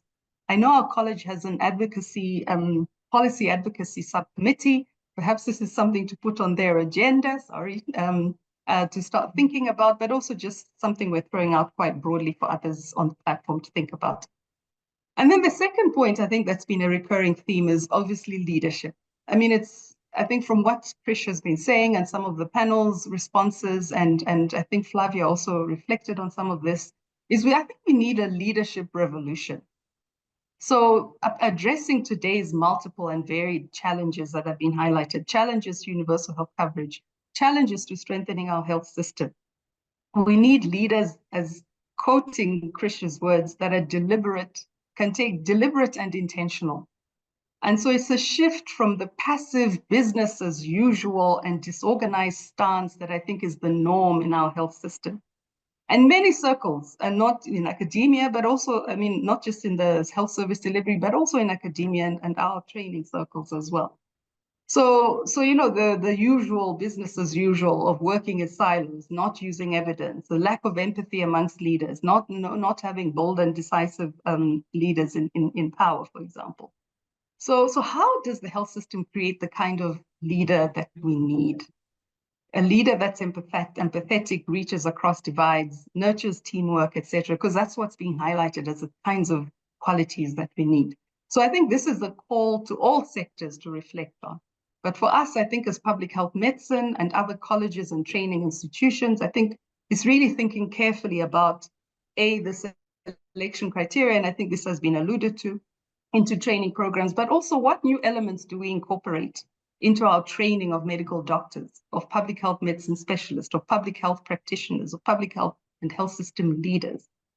What new elements do we need to incorporate into the training so that we can build a new generation of public health and health system practitioners who will have the right hard skills and do really well in those, but also have the soft skills that we're talking about empathy, reaching across disciplinary divides, working with teams across different disciplines and so on and so forth. And so I think I just wanted to end there because for me, those were like the two really key recurring themes, but there were many others, as I mentioned, and we just really hope that what has been discussed today will continue to live on in our conversations, in our discussions, in our writings, and in our training and practice. So thank you very much. I'm going to hand over back to Itumeleng for closing. Thank you so much. All right, thank you, Prof. Kawonga, for that. And we've come to the end of the lecture, and just an announcement for colleagues who are online for CPD points, please use the link that is in the chat. And for colleagues who are in person, if you haven't done it already, just outside there's a QR code and you could complete the link for the CPD points. And then finally, just very briefly, a word of thanks to the following individuals. So the CMSA for hosting this event and for their continued support. Prof. Fagan is there, so there'll be more funds next year for such events. And the Pholela Lecture recipient, Prof. Krishna Vallabjhee, for reigniting our passion and really, as I said to you, passing on the baton to many of us to keep going for many years to come as well. Our panelists, Prof. Flavia, Prof. Susan, Dr. Francis, and Prof. John Ataguba, thank you so much for that insightful feedback. And our President of the College of Public Health Medicine, and Vice President Tracy, who could not be here. She had to just dash out for a few minutes. Many thanks. Atia and Mary, thank you so much for the efficiency online, and to the fantastic team that we have, I think, harassed for many weeks to get this event. So thank you so much for that. Harleen, Cindy Siwe, I don't know where she is. Cindy is not here, Wongile, and Evelyn in the Durban office as well. So to our catering team and to Induski, is it Induskis, for the sound. We had some technical issues here and there, but like the health system, we will recover and we will make it. So thank you so much to everyone. And I think there's some refreshments. Yeah, so there's still some refreshments to those in person in the venue, and for those online, enjoy your refreshments at home.